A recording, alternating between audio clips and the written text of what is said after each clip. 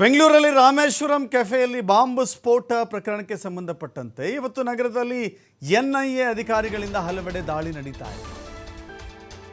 ರಾಷ್ಟ್ರೀಯ ತನಿಖಾ ದಳ ಈ ಕಾರ್ಯದಲ್ಲಿ ತೀವ್ರ ಮಟ್ಟದ ತನಿಖೆಯಲ್ಲಿ ಮುಂದುವರಿತಾ ಇದೆ. ಕೆಫೆ ಸ್ಫೋಟಕ್ಕೆ ಸಂಬಂಧಿಸಿದಂತೆ 4 ಕಡೆ ದಾಳಿ ಮಾಡಲಾಗಿದೆ. 2 ಶಂಕಿತರೊಂದಿಗೆ ಸಂಪರ್ಕ ಹೊಂದಿದಂಥ 4 ಸ್ಥಳಗಳಲ್ಲಿ ದಾಳಿ ಮಾಡಲಾಗಿದೆ. ಕುಮಾರಸ್ವಾಮಿ ಲೇಔಟ್, ಬನಶಂಕರಿ ಈ 2 ಭಾಗಗಳಲ್ಲಿ ದಾಳಿಯಾಗಿದೆ. ದಾಳಿ ವೇಳೆ ಮಹತ್ವದ ದಾಖಲೆಗಳನ್ನು ವಶಪಡಿಸಿಕೊಂಡಿದೆ ಎನ್ಐಎ.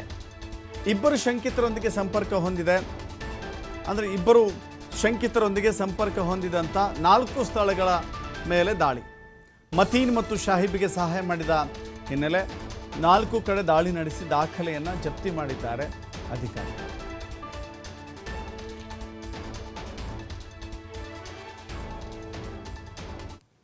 ಇಡೀ ಬೆಂಗಳೂರನ್ನೇ ಬೆಚ್ಚಿ ಬೀಳಿಸಿದಂಥ ಪ್ರಕರಣ ಇದು.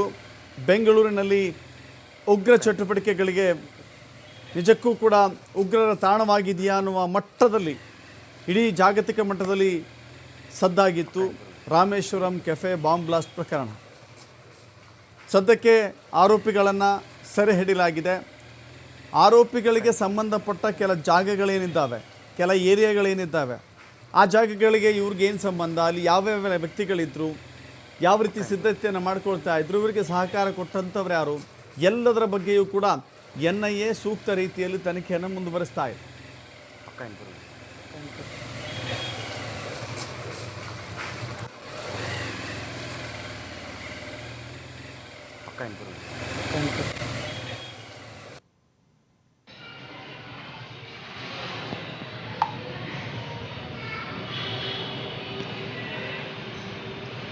மட்டும் எடுத்துகிட்டு போயிருக்கிறாங்க, வேறு ஒன்றும் இல்லை.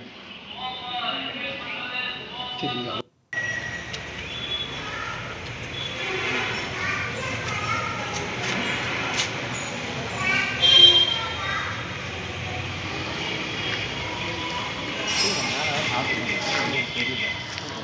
நம்ம அது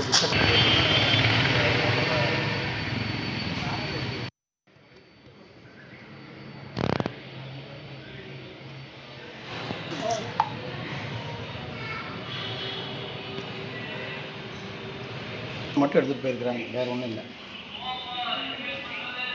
சரிங்களா?